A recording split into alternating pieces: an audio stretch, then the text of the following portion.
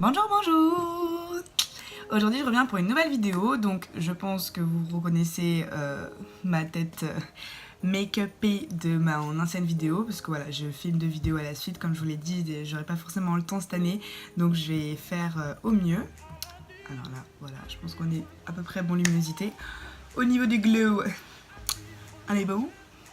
Vraiment, le highlight, j'en peux plus. Je me sens plus pissée. Bref, alors, revenons au sujet de cette vidéo.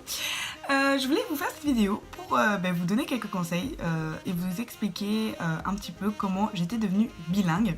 Parce qu'effectivement, souvent j'ai plein d'amis qui me disent ah oui, tu parles anglais et tout. Et je leur dis oui, je suis complètement bilingue. Et les gens sont un peu surpris. Moi je trouve que c'est vraiment super important de parler anglais de nos jours. C'est vraiment, mais j'ai envie juste de vous dire la base. Quand je vois que tout se fait en anglais, ça peut vraiment vous servir, mais dans plein de métiers différents. Et même dans la vie de tous les jours, quoi. La plupart des choses qu'on achète ou certains trucs ne sont pas expliqués en français, c'est pas traduit, c'est que en anglais. Et voilà, et ça vous sert toujours. Et en plus, voilà, vous pouvez être paumé en plein milieu du monde. Souvent, il y a toujours une personne qui parle anglais, donc ça peut vous aider. Donc parler anglais, c'est vraiment super important. Du coup, comment j'ai fait pour devenir bilingue et comment j'ai fait pour en arriver au niveau auquel je suis maintenant?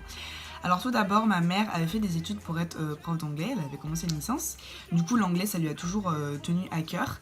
Et du coup, quand je suis arrivée en Martinique, il y a de ça 10 ans, j'allais rentrer en CE2, ma maman m'a acheté un cahier de vacances spécial anglais avec un CD où il y avait des chansons. En fait, à chaque fin de leçon, il y avait une chanson.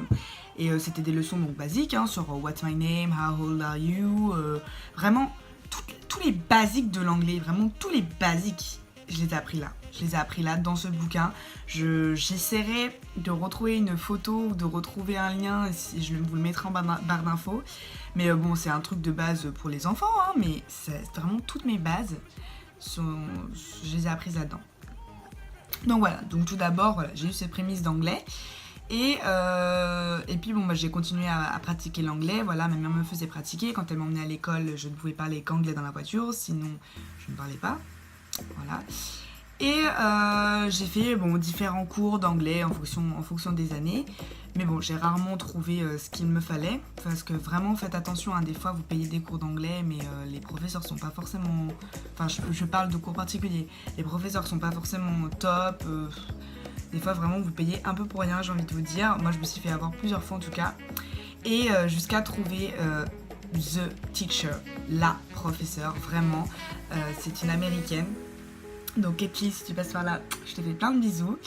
Et voilà, une amie à ma maman qui du coup te faisait des cours d'anglais. Et voilà, j'ai énormément appris avec elle. Du coup, je crois que j'ai pris des cours 4e, 3e. J'y allais une fois par semaine, 1 à 2 heures je crois. Et vraiment, on travaillait de tout, que ce soit du vocabulaire, de la grammaire, l'écoute, l'oreille. En 6 mois, j'ai vu mon oreille entre guillemets changer. C'est-à-dire qu'au départ, quand j'écoutais une chanson en anglais, quand j'avais les paroles sous les yeux, j'arrivais à comprendre ce qu'il disait. Mais par contre, sans les paroles, je ne comprenais pas. 6 mois après, j'écoutais une chanson, j'avais plus besoin de regarder les paroles, je les comprenais direct et je savais ce qu'il disait. Et c'est un travail, ça se travaille et vous voyez le changement, mais c'est radical. Donc pour ça, on a beaucoup écouté d'audio. Moi, j'ai commencé à regarder beaucoup de vidéos YouTube en anglais. Voilà. En plus maintenant j'ai vu qu'il y a les sous-titres sur YouTube, je sais plus si ça existait déjà avant, mais voilà, maintenant il y a les sous-titres, donc même si vous êtes pas trop chaud pour regarder en anglais, regardez en anglais et essayez de mettre les sous-titres en français, voilà, ça peut vraiment vous aider. Donc j'ai commencé à regarder beaucoup de vidéos YouTube, de films, de séries, tout d'abord en VSTFR, voilà, tout simplement, version originale mais avec des sous-titres français. Du coup ça vous permet de comparer ce que dit entre guillemets le personnage en anglais avec la traduction française, et du coup vous comprenez ce qu'il dit, voilà. Et puis ensuite je suis passée en original, version originale tout court, sans sous-titres. Donc voilà, déjà ça. Et j'ai continué, voilà, à pratiquer. J'ai fait vraiment donc ces 2 années-là d'anglais avec Ketly, ça m'a vraiment beaucoup appris, surtout en vocabulaire, parce qu'en fait dans la langue, une fois que vous savez parler, que vous avez les conjugaisons et le tout, ce qui vous manque c'est le vocabulaire. C'est chaque mot du quotidien, il faut savoir le dire. Et là je sais pas comment, mais elle m'a vraiment appris plein de mots, plein de vocabulaire. On avait des fiches en fait avec les basiques quoi. Et puis voilà, à force de travailler tout ça et d'apprendre, et bah, j'ai connu entre guillemets à peu près tous les mots du quotidien en anglais. Et bah, je suis devenue, on peut dire, bilingue. En plus, on s'entraînait sur le TOEFL. Donc pour ceux qui ne connaissent pas, c'est un test dont vous pouvez avoir besoin si vous voulez aller faire vos études aux États-Unis ou ailleurs dans un pays anglophone. Donc voilà, qui est un test assez dur hein, quand même. Hein. Il y a des questions, même les Anglais eux-mêmes ne savent pas y répondre. Donc voilà, c'est vraiment comme ça que j'ai appris l'anglais. Vraiment l'anglais à l'école, si je les avais attendus sur je serais pas bilingue. Hein. Je pense que ceux qui me regardent et qui sortent du lycée, qui parlent toujours pas anglais alors qu'ils font de l'anglais depuis la 6e, voire avant, et ben je vous comprends parce que bon, j'ai le même problème en espagnol. Donc c'est vrai que les profs de langue, on va dire, je trouve dans l'éducation nationale française sont assez...